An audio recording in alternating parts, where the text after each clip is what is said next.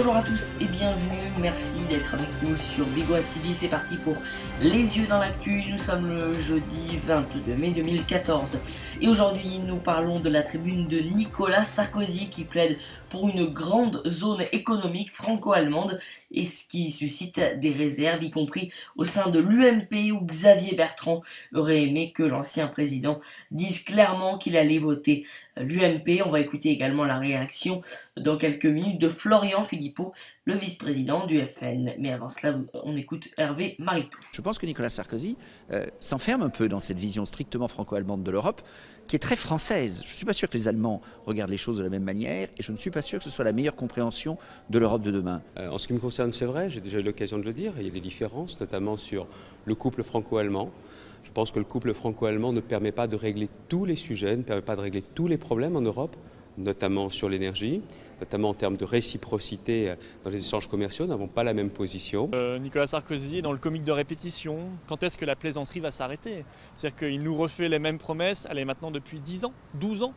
Réformer Schengen, durcir Schengen, mais il disait déjà la même chose quand il était ministre de l'Intérieur, candidat à la présidentielle, puis président de la République, puis de nouveau candidat à la présidentielle, et il n'a rien fait. Il a laissé Schengen tel quel, les frontières grandes ouvertes et l'immigration continuée. Les Européennes, tiens, on continue à en parler avec les Britanniques et les Néerlandais qui ont commencé ce jeudi à voter, donnant le coup d'envoi d'élections européennes qui s'annoncent marquées par la montée des partis europhobes et populistes ainsi qu'une forte abstention.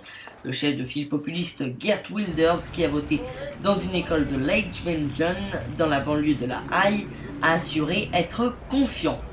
En Thaïlande, le chef de l'armée annonce un coup d'État. Le chef de l'armée de l'air thaïlandaise a donc annoncé ce jeudi 22 mai un coup d'État. On l'écoute tout de suite.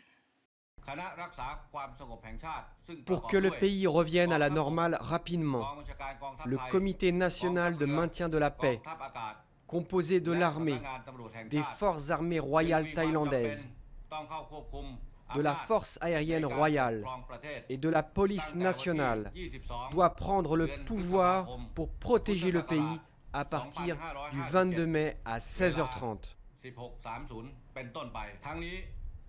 Tous les Thaïlandais doivent rester calmes et les fonctionnaires doivent continuer à travailler comme d'habitude. Et puis les inondations dans l'est de l'Europe et à Samag, ville du nord de la Bosnie, zone en grande partie toujours submergée par les eaux. 2 tiers des habitants ont été évacués. D'autres restent dans leurs immeubles cernés par les eaux et survivent grâce à l'approvisionnement assuré par l'armée. C'est la fin de cette édition, merci à tous de l'avoir suivi et à demain sur BigWeb TV.